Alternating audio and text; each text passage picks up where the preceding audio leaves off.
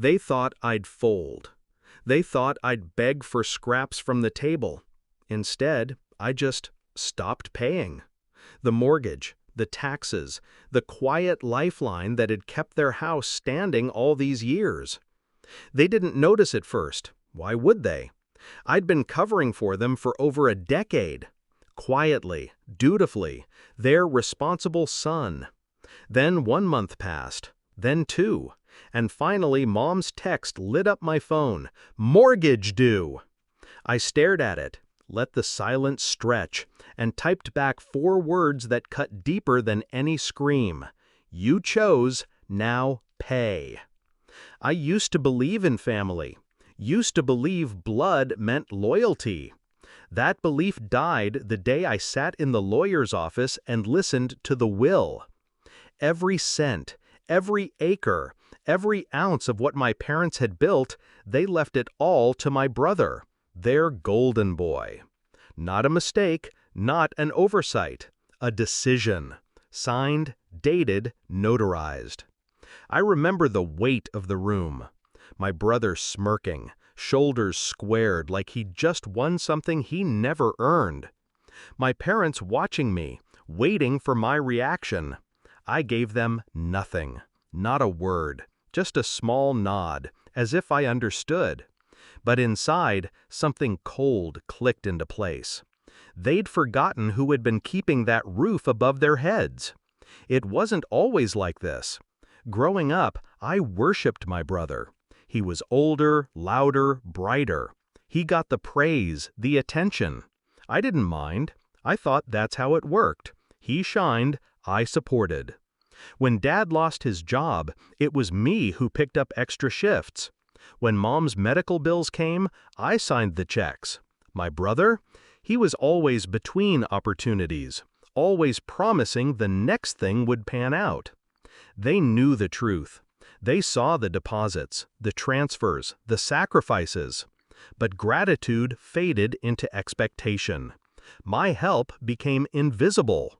Still, I kept paying, because they were my parents, because I thought one day they'd see me.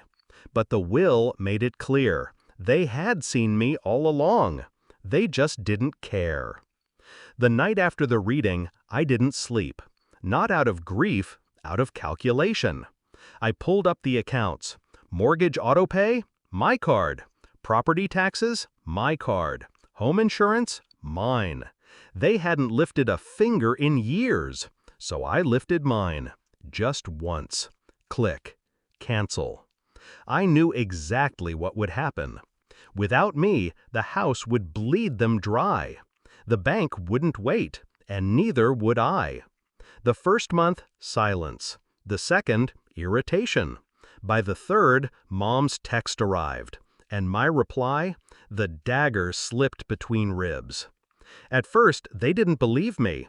Dad called, his voice trembling with forced authority. You can't just stop. This is the family home. I almost laughed. Family? The word tasted sour. I'm not stopping, I told him calmly. I've already stopped. Then came the begging. Late-night calls from Mom, her voice cracking. Pleas about memories, about traditions, about how unfair this was. Unfair. The irony almost made me choke. My brother stayed silent, of course, too proud to beg, too cowardly to confront me. I knew his type, waiting for someone else to fix his problems. But there was no one left. Within weeks, notices started stacking at their door. Red letters, threats of foreclosure. I drove by once, late at night, and watched from across the street. Lights off, curtains drawn, my brother's car gone. Probably at a bar, drowning in someone else's pity. That house, the shrine of their favoritism, was rotting from the inside. The climax came faster than I expected. A month later, I got another text from Mom. Not anger, not guilt, just desperation. They're taking the house. Please, help us, just this once. I stared at the message, feeling nothing but a sharp, clean satisfaction. They'd made their choice the day they signed me out of their lives. My reply was the same as before, cold, final. You chose, now pay. The foreclosure notice went public 2 weeks later. Their proud address, the house they flaunted at every holiday, listed for auction. Neighbors whispered. Old friends avoided eye contact. My brother? He disappeared, his pride collapsing under the weight of reality. And my parents? Mom with her bitterness, Dad with his silence, finally had to face the truth. The son they dismissed was the one who had held everything together. Do I feel guilty? No, I feel free. For years I was their safety net, the invisible son, the quiet wallet. Now I'm nothing, and that's exactly what they made me.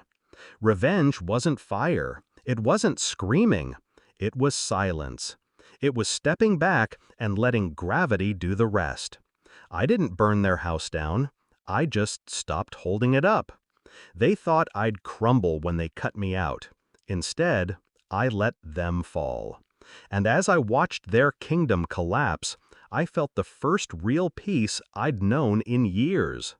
They wrote my brother's name on the will. Fine, let him inherit the ashes. I inherited something better, closure.